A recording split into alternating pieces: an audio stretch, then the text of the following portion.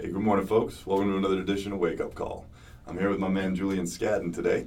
Julian is the head of our training implementation program, and as our training accountability coach, Julian's responsibility is to follow up with the service managers and technicians who have gone through our great classes to make sure that the training is sticking and that they're having success in the field. And one of the cool things about working with Julian is because he's constantly in contact with people coming right out of the class, we're able to consistently measure where there's success, where there are struggles, and where there's opportunity to improve our program. So Julian's feedback is constantly being worked into our programs to make sure that we have our finger on the pulse. And that's what Julian does for us. So it's a privilege to have him here. And what we're going to talk about today is something that has been unearthed in Julian's great work as he's been following up with these businesses. One of the areas that we've discovered a struggle has been in this present step. After all the great work the technicians are doing during the greet to build rapport and during the explore to really get to know that customer and their situation, what we're finding is the present step, although short and relatively quick, is when lacking precision, causing faltering and failure right at the very end when that call was all but in the technician's hand. So this is going to be the first of a three-part series in regard to the present. We're going to focus here on deflating the balloon, alleviating that pressure, alleviating the concerns that that customer has to put them in that confident buying position. Julian, take it from here. Well, as Keith mentioned, this did come from conversations with technicians and managers, and we'd find technicians who were doing really well with the program. They'd gone to training, Greet was awesome, Explore went very well. They'd get to this position and couldn't understand where the disconnect was. So we've broken it down into three parts. Today we're going to talk about deflating the balloon, or for lack of a better term, the introduction. So I see you guys working hard. We want to assist you in doing well. And so let's chunk it down. The first thing that you'll do, and sometimes this is missed, and it can lead to a disconnect between I'm your friend, because that's the rapport you built through the good Explorer. Now you know that I have kids, you know what college I went to, and I'm really starting to like you as a person. And then I know that the price is coming because you came back from your truck with this price. And so then there's a little bit of a barrier that you need to break through. So one of the first things to do is reaffirm that you're my buddy. So a gratitude statement. Thank you for having us out today. And Keith will demonstrate this in just a moment. Secondarily, that we're the right company.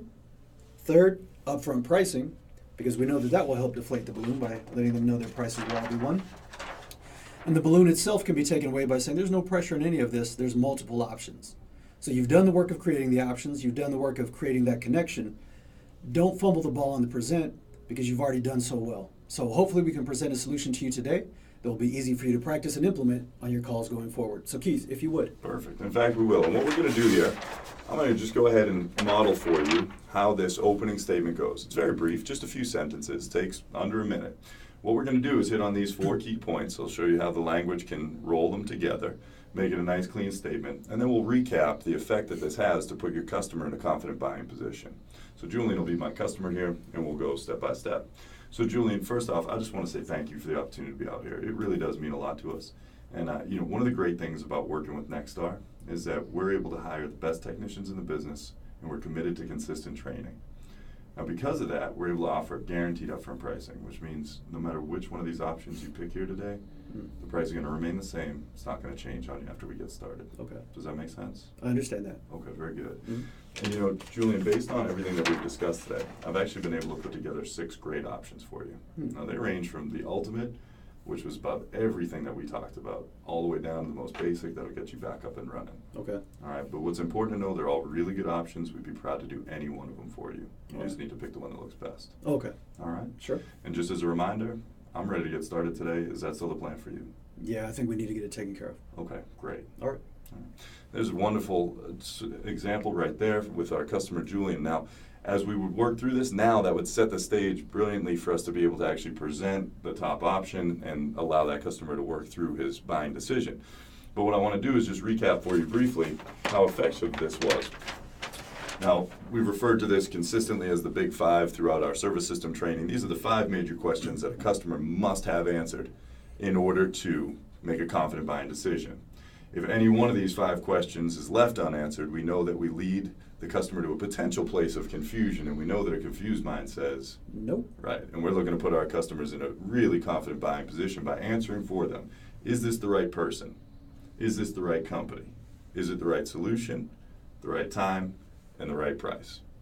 Now, as we recap that very brief, very casual statement that was made to set up the opportunity to present these options, realize how effective and precise it was in the great work that it did to make sure that there was no air left in that balloon by the time we put the customer in the buying position.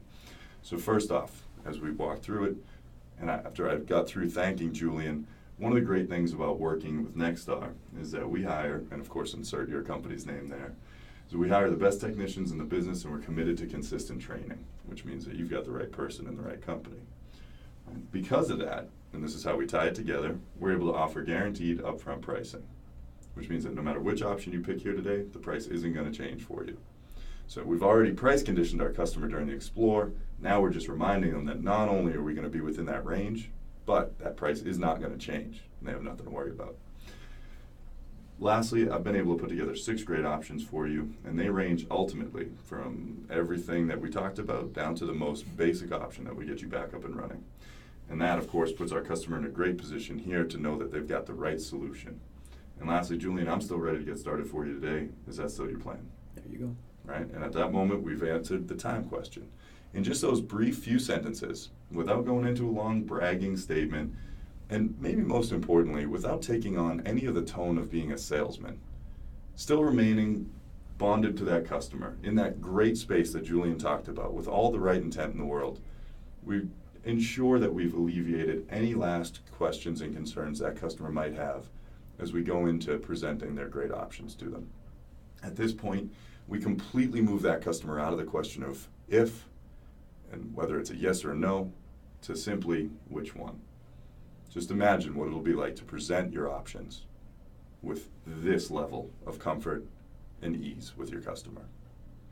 Next time we'll come back together, we're going to talk a little bit more, and we'll get into presenting that option. And this was part 1 of our 3-part series on Present. Thanks for joining us as always. For Julian, myself, and all of us here at Nexstar, thanks for being such a great member, and we'll see you next time.